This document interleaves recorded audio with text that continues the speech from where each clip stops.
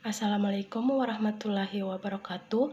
Perkenalkan, nama saya Randy dengan nomor stambuk F2019-01084. Baiklah, di sini saya akan membuat video untuk memenuhi tugas mata kuliah kimia medisinal, di mana yang berjudul Hubungan Struktur Kuantitatif dan Aktivitas Obat Antibiotik Penisilin. Pengertian penisilin. Penisilin adalah sebuah kelompok antibiotik beta-laktam yang digunakan dalam membunuh penyakit infeksi karena bakteri, biasanya berjenis gram positif. Lanjut, sifat-sifat yang dimiliki oleh penisilin, yaitu yang pertama, menghambat atau membunuh patogen tanpa merusak inang host. Yang kedua, bersifat bakterioksidal dan bukan bakteri stetik. Yang ketiga, tidak menyebabkan resistensi pada kuman. Yang keempat, larut di dalam air dan stabil. Yang kelima, tidak bersifat alergenik atau menimbulkan efek samping bila digunakan dalam jangka waktu yang lama. Yang terakhir, tetap aktif dalam plasma cairan pada tubuh atau oksidat. Penggolongan penisilin. Yang pertama, penisilin biosintetik diproduksi dengan cara melakukan rekayasa pada penisilin untuk menghasilkan penisilin yang mampu melawan aktivitas bakteri gram negatif. Yang kedua, penisilin semisintetik. Banyak dari campuran ini dikembangkan untuk mempunyai keuntungan atau manfaat yang berbeda dari penisilin G. Seperti spektrum aktivitas ditingkatkan, seperti efektivitas melawan bakteri gram negatif. Klasifikasi penisilin berdasarkan aktivitas antimikrobanya, klasifikasi turunan penisilin dibagi menjadi 5 kelompok, yaitu yang pertama, penisilin G dan penisilin V, yang sangat aktif terhadap kokus gram positif, tetapi mudah dihidrolisis oleh penisilanase, sehingga obat ini tidak aktif terhadap sebagian besar Sterain Staphylococcus. Yang kedua, penisilin retensi.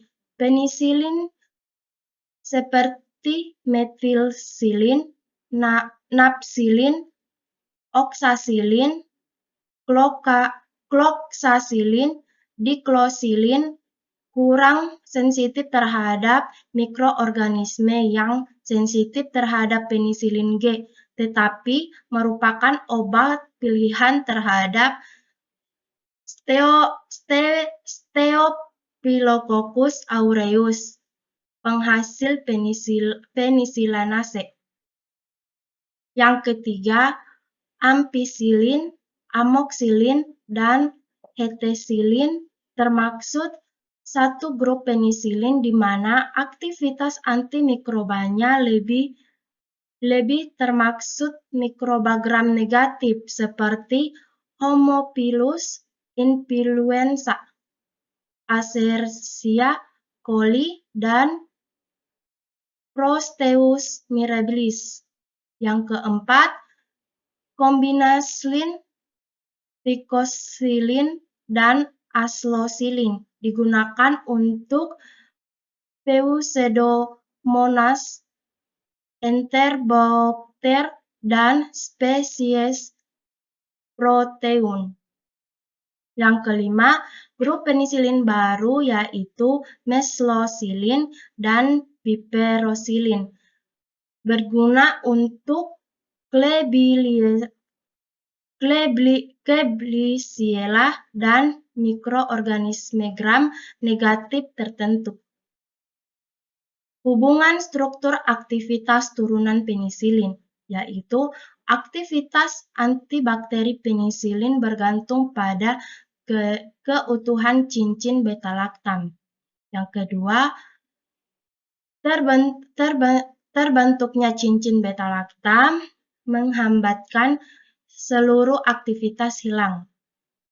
Yang ketiga, kestabilan terhadap asam dan beta-laktam tergantung pada struktur. Yang keempat, penisilin yang tahan terhadap asam karena ada gugus fenolik elektro, misalnya gugus fenoksi, yang terikat pada rantai samping amino.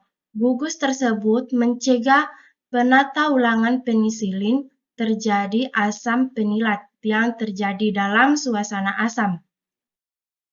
Lanjut, penisilin yang tahan terhadap beta-laktam karena gugus meruah atau bulky pada rantai samping amino. Misalnya cincin aromatik yang pada kedudukan orto mengandung gugus halogen atau metoksi.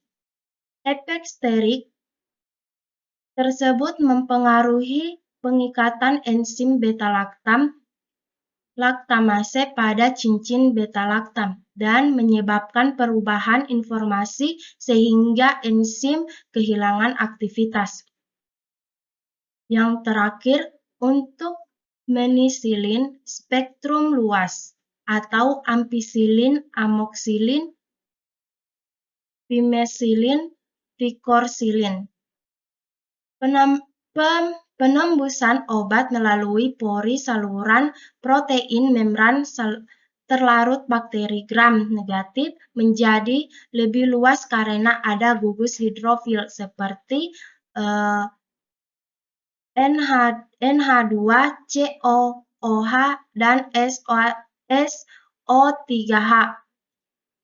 Mekanisme kerja penisilin yaitu menggunakan sintesis dinding sel, khususnya ketika proses transpeptidasi pada sintesis peptidagilokan dinding sel. Lanjut, dosis dewasa 125–500 mg dikonsumsi setiap 6–8 jam. Sedangkan pada anak-anak usia 1 bulan sampai 12 tahun, 25–75 gram kilogram BB per hari. Dosis dibagi menjadi 3–4 kali konsumsi. Dosis maksimal 2,2 miligram per hari. Lanjut, sedangkan pada efek samping yang biasanya terjadi setelah menggunakan penisilin yaitu diare, mual atau muntah, sakit perut, vagina gatal atau keputihan, sakit kepala, sariawan. Mungkin itu saja yang bisa saya sampaikan pada presentasi kali ini. Lebih dan kurangnya mohon dimaafkan. Wabillahi taufiq walhidayah. Wassalamualaikum warahmatullahi wabarakatuh.